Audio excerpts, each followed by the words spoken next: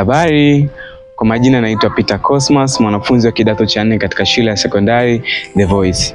Katika siku ya leo, natamani tujifunze jambo dogo kutoka katika Biblia. Na kabla tujaanza, ningependa tuombe. Mtakatifu Baba, tuketea mahali pa juu mbinguni na kushukuru umekuwa pamoja nasi mpaka majira haya. Tunapokwenda kupata tafakari fupi katika somo hili la muda huu, kwa pamoja nasi kwa jina la Yesu Kristo. Amen.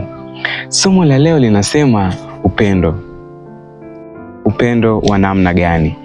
Wewe kama mzazi, hivi ni kweli unampenda mwanao? Ni kwa namna gani unaonyesha upendo wako kwa mtoto wako? Lakini katika siku ya leo tunakwenda kujifunza namna ya kuonyesha upendo na jinsi ambavyo Mungu alionyesha upendo kwetu sisi kama watoto wa Mungu. Katika kitabu cha Yohana Mtakatifu 3 mstari wa 16 kuna jambo tunakwenda kulipata hapa. Anasema, kwa maana jinsi hii Mungu aliupenda ulimwengu hata akamtoa mwanawe pekee, ili kila mtu amwaminie asipotee bali awe na uzima wa milele. Siku moja mbinguni kulikuwa na kikao, baada ya mwanadamu kumuasi huyu Mungu, baada ya mwanadamu kula tunda na kuleta dhambi katika dunia hii. Kilikaliwa kikao siku moja mbinguni, na katika kikao kile, wakati wanazungumza, wakati wanajibishana ni nani atakayeenda kuokoa ulimwengu, ni nani atakayeshuka, ikasikika sauti ikisema, ninakwenda kumuokoa mwanadamu, ninakwenda kufa kwa ajili ya huyu mwanadamu. Siku moja katika familia fulani kulikuwa na mtoto mmoja, ambapo familia hii ilibarikiwa kupata mtoto huyu wa kiume, alikuwa akiitwa Duke. Lakini familia hii ilikuwa ni familia ambayo haikuwa vizuri kiuchumi. Lakini jambo hili halikuwa shida kwao, kwani waliamini na walimtegemea huyu Mungu. Walikuwa wakifanya ibada, walikuwa kimcha huyu Mungu na kumtukuza. Siku moja Duke akafukuzwa shuleni kwao kwa ajili ya kukosa ada. Akafika nyumbani, akamweleza mama yake situation ilivyokuwa, lakini alikuwa na ndoto yake. Alikuwa anatamani siku moja aje ubadilishe ulimwengu huu. Lakini mama yake akamuuliza, hivi ni kweli Duke utaweza kufanya hivyo? Lakini Duke alimjibu mama yake, bado ninaamini. Basi siku zikaenda, wakati Duke ameacha masomo kwa sababu hawana ada.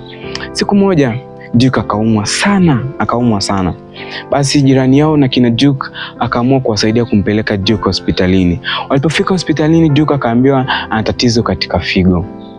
Figo yake moja imefeli.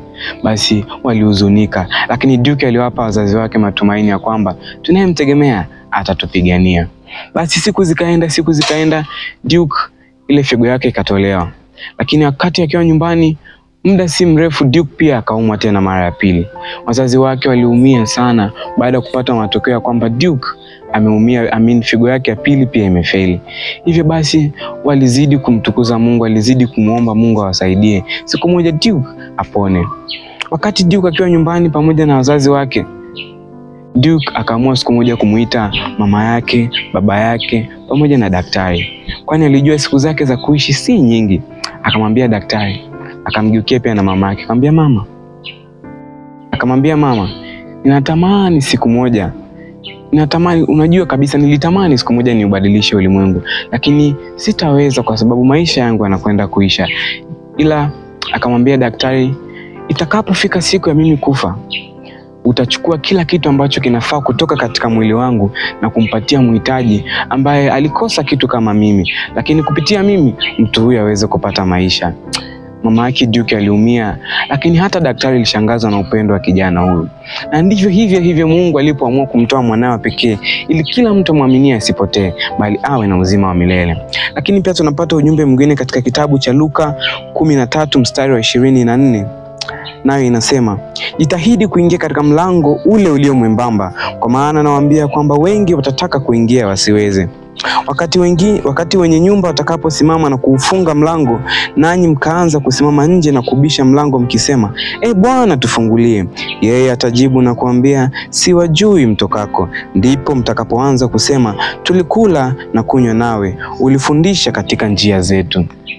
Katika maisha haya tumepata neema, tumepata rehema. Inabidi sisi tuweze kuitumia rehema hii. Mungu aliamua kutoa mwanawe pekee ili kila mwaminie asipotee bali awe na uzima wa milele. Ni upendo wa namna gani? Lakini tunakumbushwa kwamba muda si mrefu sana mwenye mlango atasimama na kwenda kuufunga mlango. Jiulize, utakuwa wapi mlango utakapofungwa? Ninatamani nikutane nawe mbinguni. Ninatamani tukafurahi katika meza na katika rojorojo za mbingu. Bwana akubariki unapofanya maamuzi ya kuweza kuingia katika mlango kabla mlango kufungwa, kwani upendo aliotuonyesha ni wa namna ya pekee. Basi na tuombe. Tunasema asante Mungu pamoja nasi mpaka majira haya.